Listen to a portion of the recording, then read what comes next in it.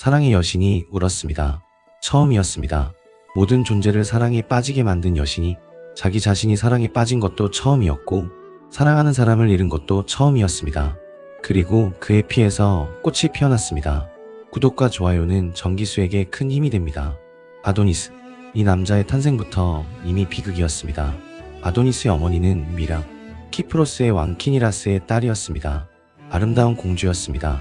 미라는 저주를 받았습니다. 아프로디테의 저주. 미라가 아프로디테를 무시했다는 이유로 내 딸이 아프로디테보다 아름답다. 미라의 어머니가 이런 말을 했다는 전승도 있었고 미라 자신이 아프로디테의 신전에 경의를 표하지 않았다는 전승도 있었습니다. 어느 쪽이든 아프로디테가 분노했습니다. 그리고 미라에게 끔찍한 욕망을 심었습니다. 자기 아버지를 사랑하는 욕망. 미라는 고통스러웠습니다. 이것이 잘못된 것이라는 것을 알았습니다. 밤마다 괴로워했습니다.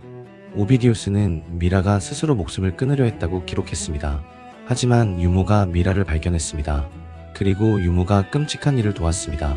미라는 자기 의지가 아닌 욕망에 사로잡혀 아버지 키니라스를 속이고 잠자리를 가졌습니다. 어둠 속에서 아버지가 딸인 줄 모르게 축제의 밤에 아내가 자리를 비운 틈을 타서 12밤 동안 이 일이 발각되자 키니라스는 칼을 들고 딸을 쫓았습니다. 임신한 미라가 목숨을 걸고 도망쳤습니다. 9달을 떠돌았습니다. 아라비아에서 사바이아로, 사바이아에서 다시 떠돌며 더 이상 걸을 수 없을 때 미라는 신들에게 빌었습니다. 살려주십시오. 하지만 살아있게도 하지 마십시오. 죽어있게도 하지 마십시오. 살아있지도 않고 죽어있지도 않은 존재로 만들어 주십시오. 신들이 미라를 모략나무로 변신시켰습니다. 미라, 모략. 이름마저 나무의 이름이 되었습니다. 나무가 된 미라의 껍질에서는 수액이 흘렀습니다. 고대인들은 이 수액이 미라의 눈물이라고 믿었습니다. 모략의 향이 미라의 슬픔이라고 나무 껍질 안에서 아이가 자라고 있었습니다. 10달이 지났습니다. 나무 껍질이 갈라졌습니다. 틈 사이로 아기가 나왔습니다. 님프들이 달려와 아기를 받았습니다.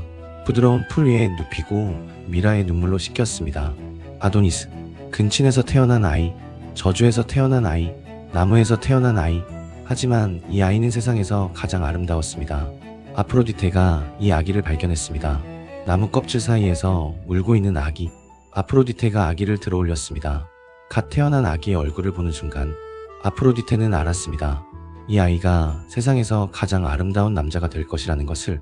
저주에서 태어난 아이였지만 저주를 뚫고 나온 아름다움이었습니다. 아프로디테는 이 아이를 직접 키울 수 없었습니다. 올림포스에서 아기를 기르면 다른 신들에게 들킬 것이었습니다. 아프로디테는 아기를 상자에 넣었습니다. 황금 상자, 부드러운 천으로 감싸고 뚜껑을 닫았습니다. 그리고 페르세포네에게 맡겼습니다. 잠깐만 맡아주십시오. 열어보지는 마십시오. 페르세포네, 지하세계의 왕비, 하데스의 아내. 페르세포네는 상자를 열어보았습니다. 아기를 보는 순간 페르세포네도 반했습니다. 지하세계에서는 아름다운 것이 없었습니다. 죽은 자들의 영혼과 어둠과 차가운 강물뿐. 이 아이의 얼굴은 지하세계에 떨어진 한 줄기 빛이었습니다. 페르세포네는 이 빛을 놓고 싶지 않았습니다. 아이가 자랐습니다. 페르세포네가 직접 키웠습니다. 지하세계의 왕비가 인간의 아이를 돌보았습니다. 아프로디테가 돌려달라고 왔습니다. 페르세포네는 돌려주지 않았습니다. 내가 키웠으니 내 아이입니다.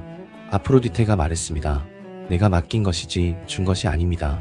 두 여신이 한 남자를 두고 다투었습니다. 사랑의 여신과 지하세계의 왕비가. 올림포스에서 가장 아름다운 여신과 지하세계에서 가장 강한 왕비가. 어느 쪽도 양보하지 않았습니다. 제우스가 중재에 나섰습니다. 하지만 제우스도 직접 판결하기 어려웠습니다. 아프로디테의 분노도 페르세포네의 분노도 감당하기 싫었습니다. 뮤즈 칼리오페에게 심판을 맡겼습니다. 서사시의 뮤즈, 가장 공정한 판결을 내릴 수 있는 여신. 칼리오페의 판결.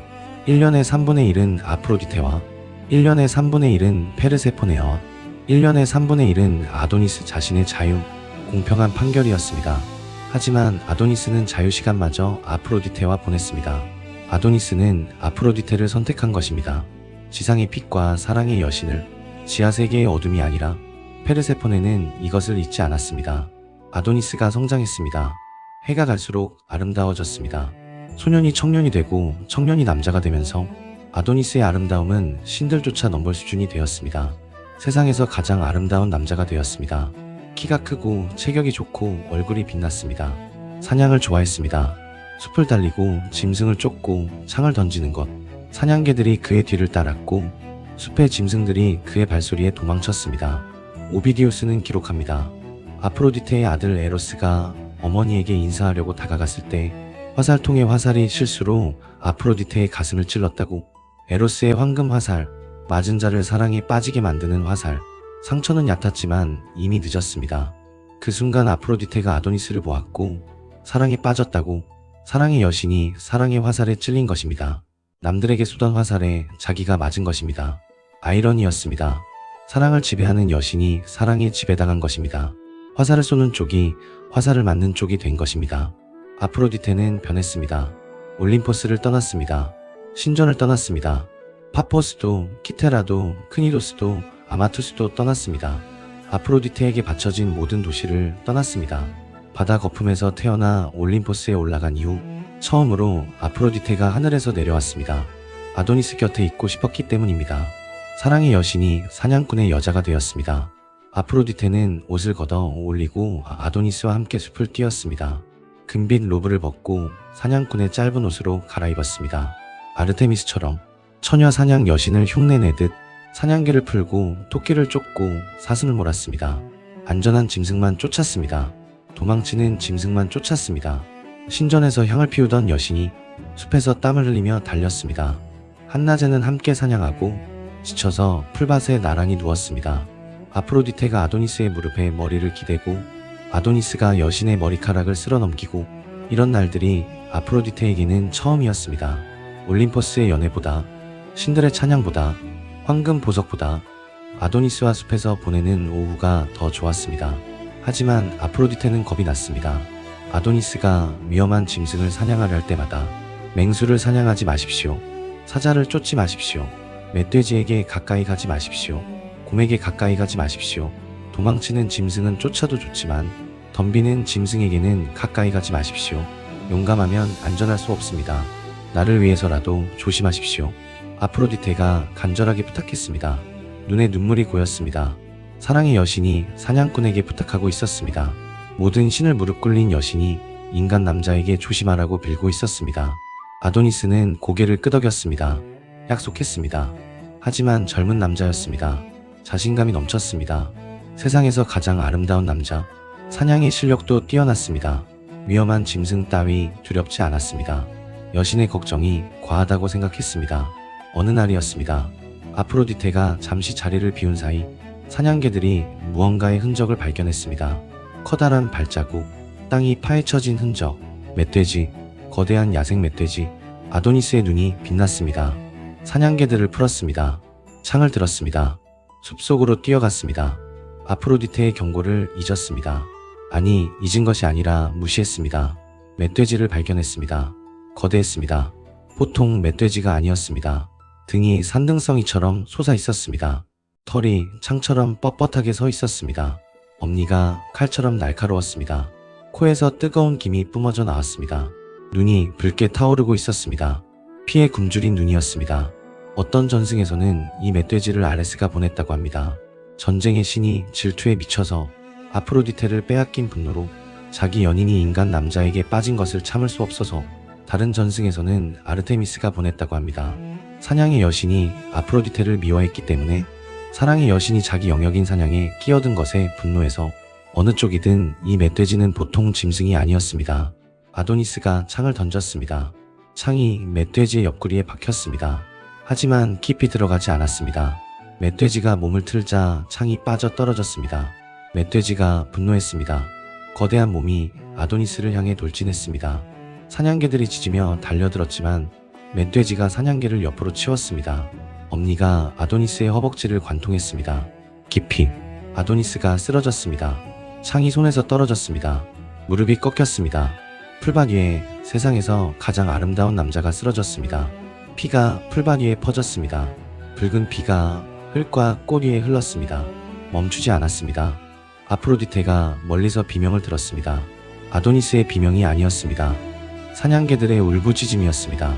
아프로디테의 가슴이 멈추었습니다. 하늘을 날아 달려왔습니다. 백조가 끄는 전차를 버리고 맨발로 날아왔습니다. 바람보다 빠르게, 빛보다 빠르게 숲에 도착했을 때 아도니스가 풀밭 위에 쓰러져 있었습니다. 피가 멈추지 않았습니다. 얼굴이 창백해지고 있었습니다. 입술에서 색이 빠지고 있었습니다. 아프로디테가 아도니스를 끌어안았습니다. 안 돼. 목소리가 떨렸습니다. 안 돼, 안 돼, 안 돼. 사랑의 여신이 울고 있었습니다. 맨발이 가시덤불에 찔려 피가 났습니다.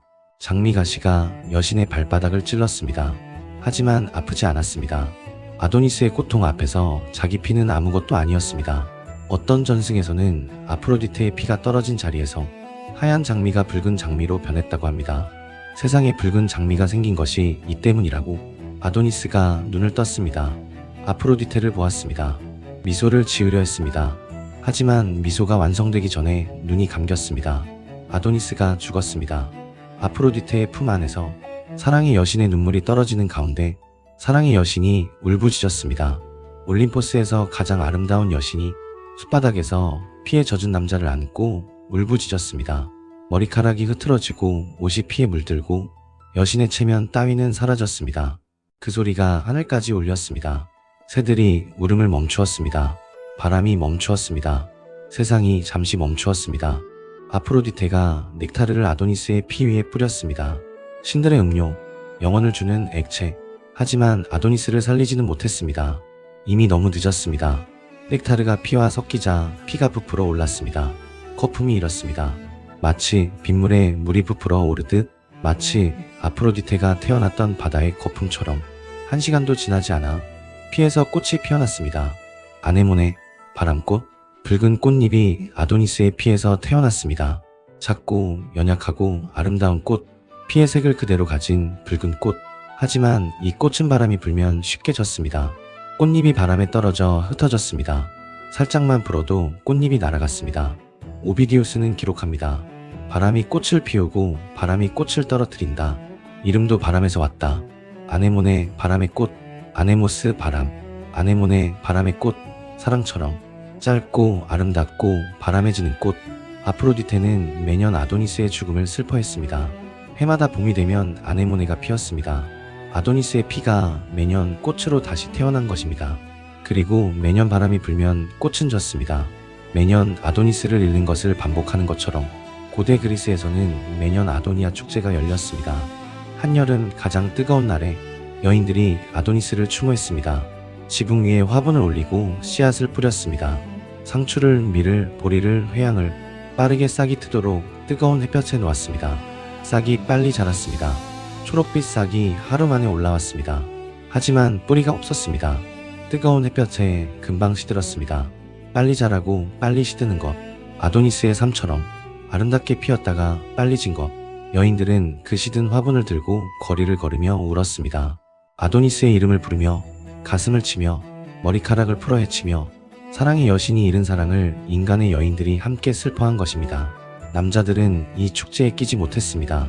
이것은 여인들만의 슬픔이었습니다. 사랑하는 사람을 잃은 슬픔을 여인들끼리 나누는 축제였습니다. 이것이 아프로디테와 아도니스의 이야기입니다. 사랑의 여신이 처음으로 진짜 사랑을 했습니다. 그리고 처음으로 진짜 슬픔을 알았습니다. 모든 존재를 사랑에 빠지게 만든 여신이 자기가 사랑에 빠지자 가장 무력했습니다. 사랑을 주는 것은 쉬웠지만 사랑을 지키는 것은 여신에게도 불가능했습니다. 아프로디테는 아도니스를 살릴 수 없었습니다. 올림포스에서 가장 강력한 힘을 가진 여신이 인간 남자 하나를 죽음에서 구하지 못했습니다. 사랑은 죽음 앞에서 무력했습니다. 사랑의 여신조차 죽음 앞에서는 그저 울 수밖에 없었습니다. 하지만 아도니스의 피에서 꽃이 피었습니다. 아네모네, 바람꽃. 사랑은 죽었지만 꽃으로 남았습니다. 짧지만 아름다운 바람에 흔들리는 꽃으로. 다음 밤에는 태양처럼 빛나는 신 아폴론의 이야기를 들려드리겠습니다. 아폴론이 사랑에 빠졌습니다. 하지만 그 여인은 도망쳤습니다. 끝까지. 그리고 나무가 되었습니다. 사랑을 거부하기 위해 오늘 밤 정기수야와는 여기까지입니다. 구독과 좋아요는 정기수에게 큰 힘이 됩니다. 알림을 켜두는 것도 잊지 마십시오. 안녕히 주무십시오.